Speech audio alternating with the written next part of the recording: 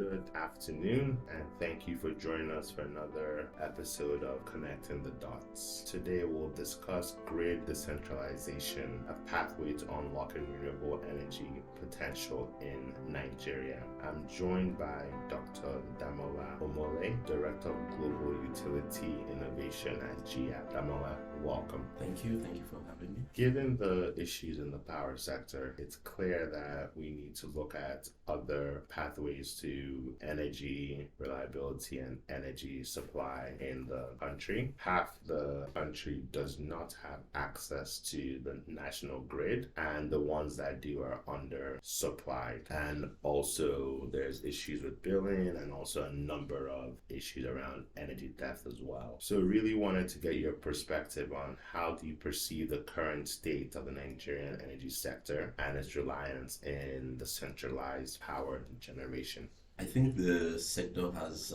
evolved positively, but at a much slower pace than is necessary to address the myriad of challenges that Nigeria faces. One of them being energy access to a large percentage of the population. I think in terms of renewable and the role it can play in the grid, there are two aspects to it for me. The first is around the ability to rapidly deploy renewables on the one hand, and the second being the potential of renewables to actually be the cheapest source of power for everyone everywhere. And that addresses both the energy access question but also the climate change impact. We as a sector in the Nigerian space need to get to a point where renewables actually constitute the fastest growing element on the grid for us to get to where we need to be. Thank you for that, and it's important to highlight that point you made at the end around the scale and the speed for renewables. For instance, the 14 solar IPPs were envisioned to add 1,000 megawatts in a matter of 1 year. Whereas if you're building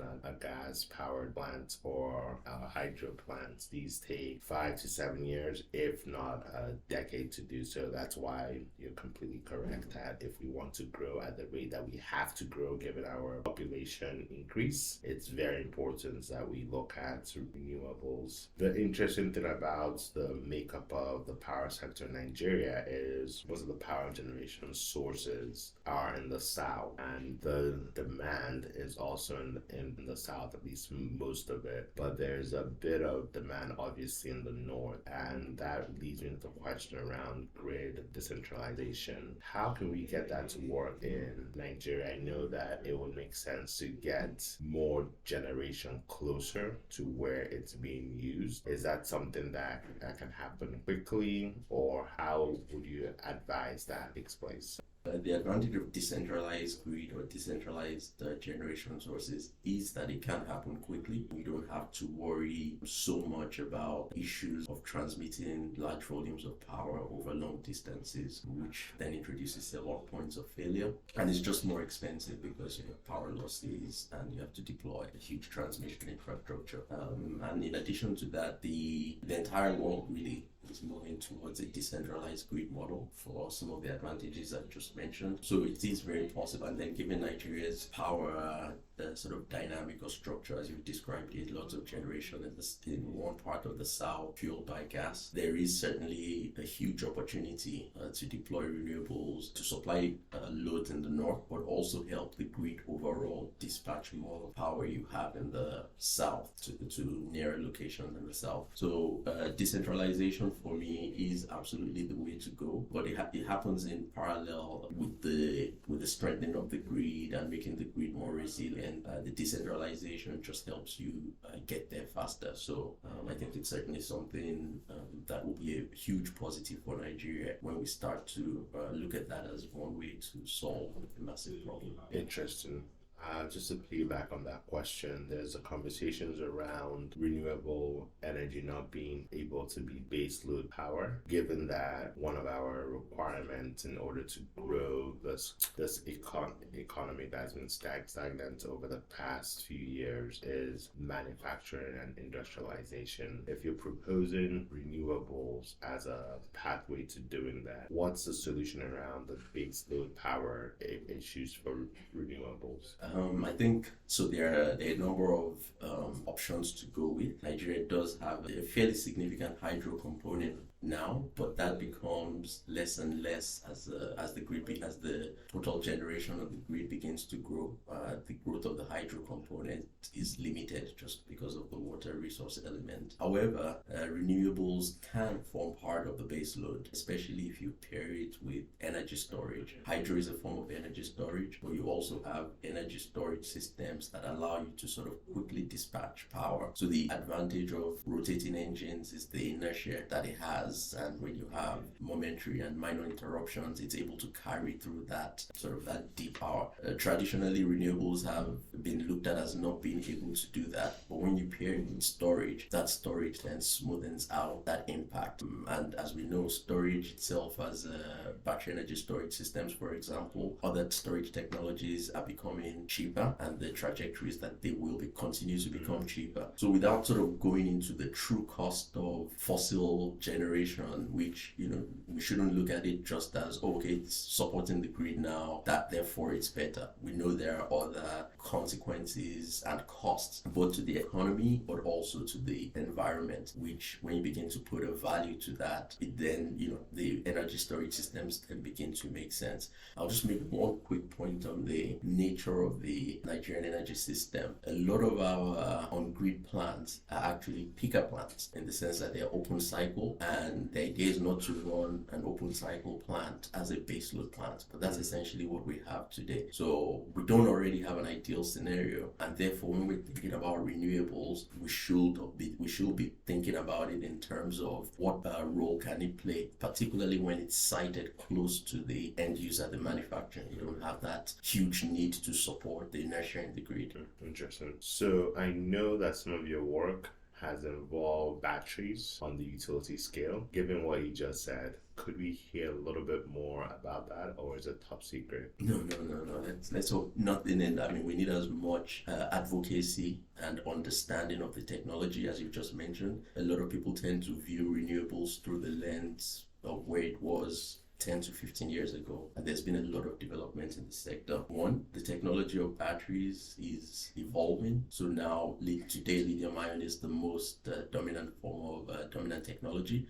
But in the next, 5 years, we'll probably see sodium-ion batteries coming in, other technologies that make, one, continue to reduce the price point, and then makes the availability and accessibility of battery technology even greater. So battery energy storage systems are now at the level where you can have battery systems that run 10 years if you run them properly. Traditionally, lead acid batteries were considered to be high cost, die quickly, you have to replace them. All that dynamic is changing. The advantage of grid-tied battery is that it unleashes renewable energy integration into the grid. When you have a high penetration of renewable energy, you're always worried about what if the sun doesn't come up, or for a day, what happens? That's where battery energy storage systems come in. The other aspect of renewable energy storage is sometimes you have too much. With battery energy storage systems, you can save that energy and then use it as clean resource when there's no sun or wind. That's really interesting. So just a couple more points around grid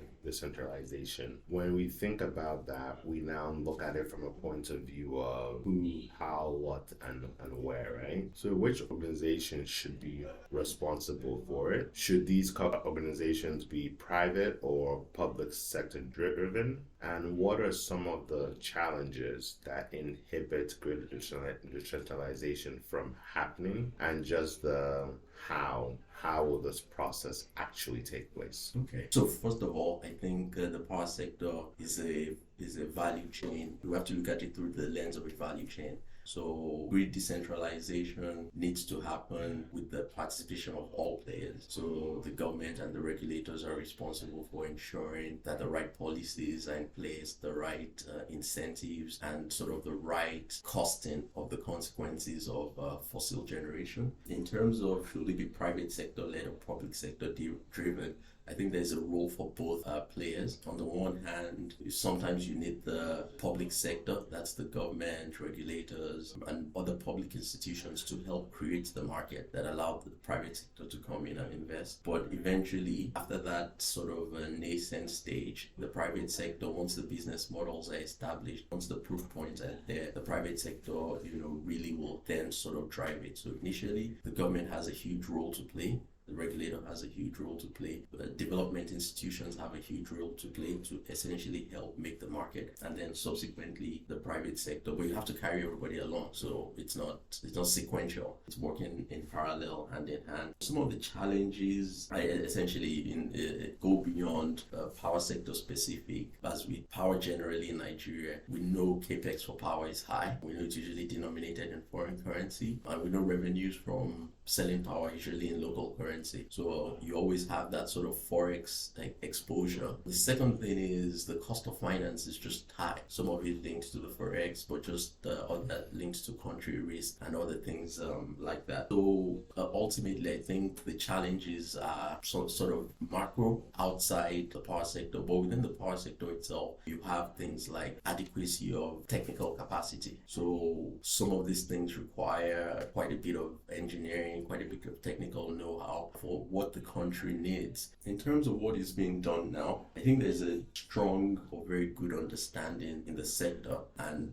there's the recognition that somebody has to do the heavy lifting. If you don't, nothing happens, and we all just. So I think there's been concerted effort both at the government, the regulators, public sector players, but also private sector players playing a role, and I think it just needs to be amplified for us to move forward, particularly with understanding the benefits of how to deploy and operate these assets most efficiently or effectively, particularly for batteries, because it matters how you operate that in terms of the returns.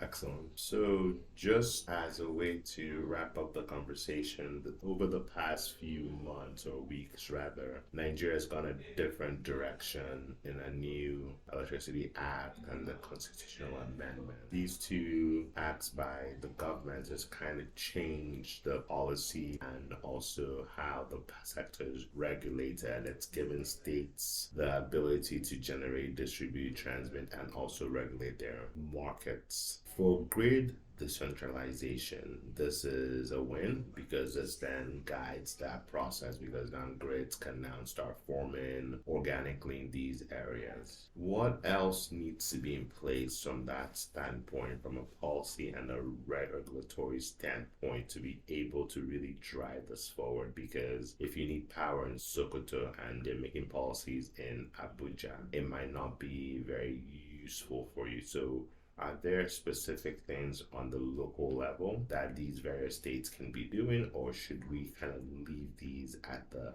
federal level with them there? First of all, I'll say Nigeria typically has a very strong regulatory environment when it comes to policies and things that guide the electricity sector. So, that must always be acknowledged. In terms of the new Electricity Act, I think the states just have to be forward-looking, not wait on the federal government to have in place policies, incentives that encourage the deployment of renewables in their grid. Renewables really have the potential to be this cheapest source of energy, along with the other benefits it creates for the local economy and environment, around jobs creation, around empowering women, around lifting people out of poverty.